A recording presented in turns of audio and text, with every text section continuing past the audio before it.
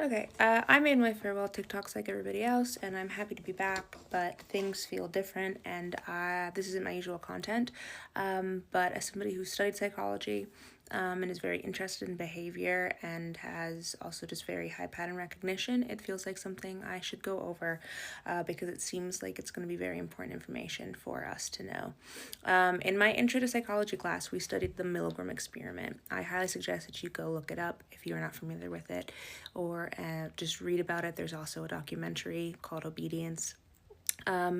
Very ethically questionable study, but the gist of it is that this researcher took two sets of people, teachers and learners, and they separated those two groups of people into two different rooms.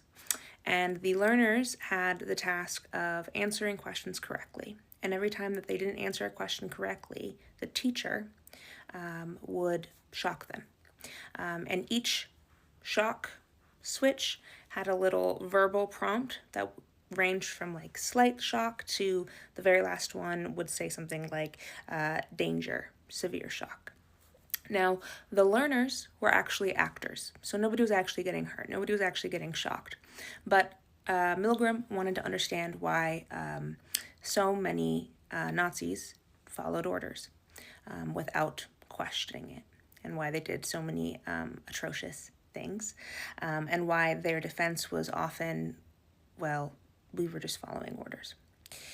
And what he found was that 65% of people continued all the way to the end, even when these actors were verbally protesting and saying that they were being hurt by these shocks, because the person in the room who was prompting them to continue did so incrementally. And I think that's something that's not often emphasized in this, but that's what it feels like to be back on TikTok right now, is that we just had one of our little incremental moments. And what I mean by that is these people were not sociopaths. They were normal people, and they did project one time often. 100% of people objected one time at least, and said, hey, I want to stop. And the person in the room, the authority figure, was told to give them 4 prompts. And they could only move on to the second prompt if the first prompt didn't work. And so these prompts or prods, the first one was, please continue. Okay, so someone would say, hey, I want to stop, and they would just say, please continue. And if that worked, great. If that didn't work, they could move on to the second prod, and that was the experiment requires you to continue. Okay. When we get to prod 3, that sounds like it is absolutely essential that you continue.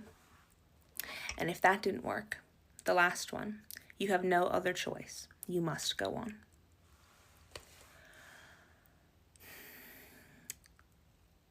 What I'm trying to say is that our government just took something away and gave it back. They're garnering trust with us, which is also something that these authority figures in the room did. They were much more likely, these teachers, to continue and finish this experiment, even though some of them, if they went all the way up to 450 volts, thought that they might have the learner, because they would fall silent. They would continue all the way to the end if the authority figure leaned into the fact that they would take responsibility for what happened, they were doing it as part of a team, and so I urge you to not let them garner favor with you. They took this away to show you that they could take it away, and they gave it back to you.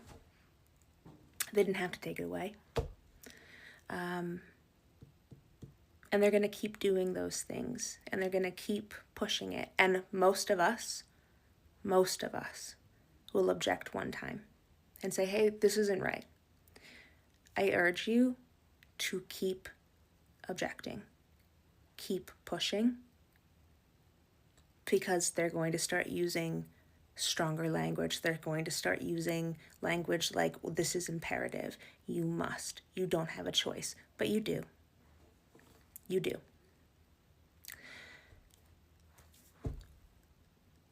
please go read this. I'm not doing it justice. It is a very interesting read. Or if you're a visual learner, go watch the documentary, or go watch a short, or look it up on TikTok. Yeah.